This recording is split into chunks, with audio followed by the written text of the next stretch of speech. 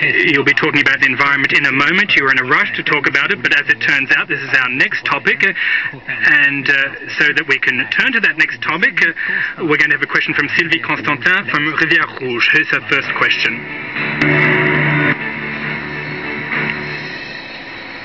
I find it awful that the environment has become an election issue, as if our world and the future of our children depended on partisan politics. My question is the following. Are you ready to make a commitment to create an independent organization that would have sufficient power to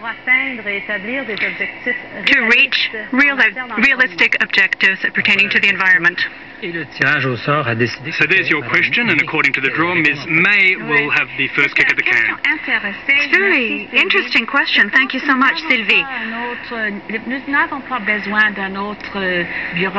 don't think that we need another bureaucracy to achieve that result. A responsible government, a government who has concerns for the future, will act quickly to reduce greenhouse gases, to reinforce legislation, to protect the environment.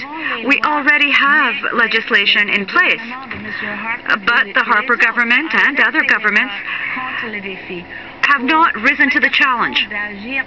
It's very important to act quickly.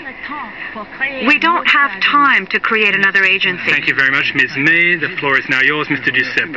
I'd like to thank the woman for the question. I don't think we need another organization. We just need to apply Kyoto. If there's any consensus in Quebec, it's on Kyoto. There have been a number of votes in the National Assembly. All the parties agree, the leaders, Mr. Charest, Madame Picard, and so on. Everyone in Quebec agrees that, yes, we should apply Kyoto, but truly apply it. With 1990 as a reference year, let's not forget about the past like Mr. Harper wants to do. Let's have absolute targets, not intensity-based targets. Let's have a true carbon market so that those that make an effort are rewarded and have the oil companies pay. And it should be based on a territorial approach. Quebec has a good record and should benefit from that. Alberta and Saskatchewan have a very poor record. Your turn.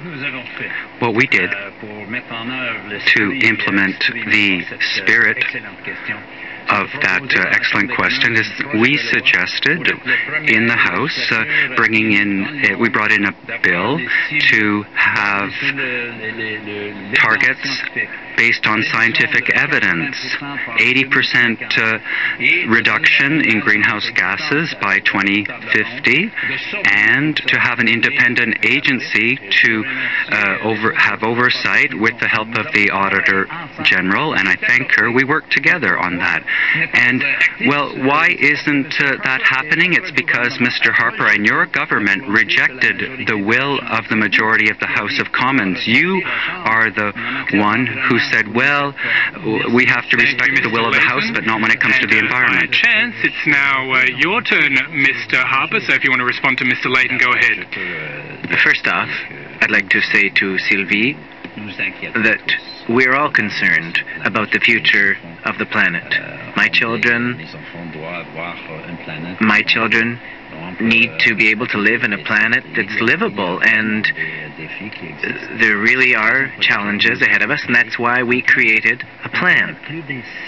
A plan is more than just targets. Opposition parties are talking about targets to reduce emissions by 50% in the next 5 years. That's not realistic. We need to have a plan, and the plan is the regulations that we've created to require greenhouse gas reductions by big companies. It's important to do this, and that's what we've done. Thank you, Mr. Harper. A final response from Stéphane Dion. Madame Constantin, really this is the main issue this century. In order to reconcile mankind and the planet, some countries have to take up a role of leadership. Those are the best research centers, universities with the best educated population. Canada is one of those countries. That's why we have to show leadership, not just independent agencies. All the ministers have to be involved in this. Every department must make deal with the economy and the environment together. Foreign Affairs. Really, we feel ashamed when we see what Mr. Harper's doing with them. We were a hero. We were heroes against climate change. Since then, we've done nothing with Mr. Harper. We really have to assume this challenge, and this will enable us to build an economy for the 21st century. Mr. Giuseppe and then Ms. May. I'd like to know why, Mr. Harper, with your laissez-faire ideology, you would oppose setting up a true carbon market, because people have told you that Quebec has entered into agreements with other provinces and with the United States, despite Ottawa's inaction. So the carbon market in Montreal we can't really get going. Why are you against this idea? This would recognize those who've made efforts, like the aluminum companies in Quebec, in Lac-Saint-Jean and Mauricie. They should benefit from what they've done. It's an example of the misinformation.